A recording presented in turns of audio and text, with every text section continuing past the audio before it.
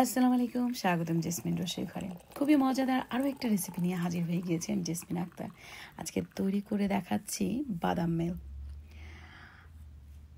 আমি এখানে গোলাপের পাপড়ি নিয়েছি 2 টেবিল স্পুন। গোলাপের পাপড়িটা আমি ঘরেই তৈরি করে শুকিয়ে নিয়েছিলাম। এরপরে আমি এখানে নিয়ে নিচ্ছি আলমন্ড, 1 কাপ আলমন্ড নিয়েছি।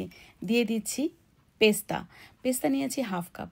প্রত্যেকটা বাদামের উপকারিতা আপনারা চাইলে গুগল করে দেখে নিতে পারেন। আমি এটাকে এক্সপ্লেন করতে গেলে ভিডিওটা অনেক বড় হয়ে যাবে, তাই ওইভাবে আমি এক্সপ্লেন করছি না।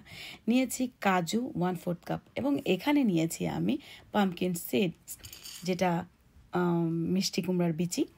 নিয়েছি 11টা এলাচি। এবার সবগুলো উপকরণ, শুধু গোলাপের পাপড়িটা বাদে বাকি সব উপকরণগুলোকে আমি হালকা একটু টেলে নিব। প্রত্যেকটা বাদামেরই আলাদা আলাদা উপকারিতা আছে এবং সিডসেও আলাদা উপকারিতা। আমি এখানে চাইলে আরও কিছু সিডস ব্যবহার করতে পারতাম, আমার কাছে শুধু পাম্পকিন সিড ছিল, আমি সেটাই ব্যবহার করেছি।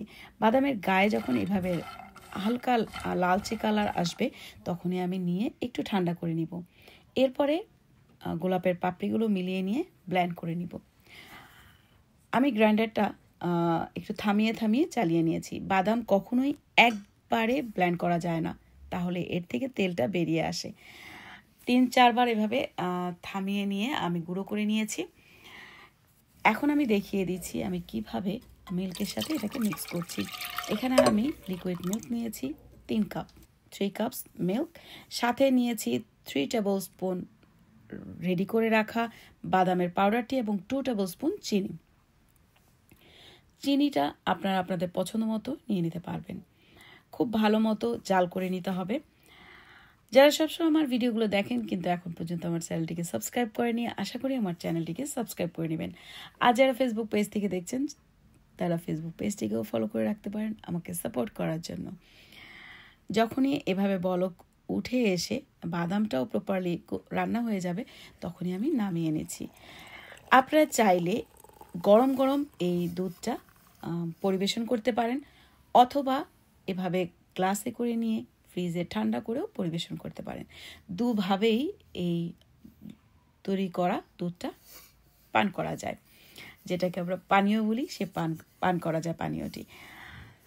আজকের এই ভিডিওটি আপনাদের কেমন লাগলো অবশ্যই কমেন্ট করে জানাবেন। যদি ভালো লেগে থাকে তাহলে লাইক করবেন, শেয়ার করে দিবেন ফ্রেন্ডস অ্যান্ড ফ্যামিলির কাছে। বাদামের এই দুধটি খুবই স্বাস্থ্যসম্মত, অনেক উপকারিতায় ভরা। আশা করি আপনারা ঘরে তৈরি করে আমাকে কমেন্ট করে জানাবেন। আজ এই পর্যন্তই, আল্লাহ হাফেজ।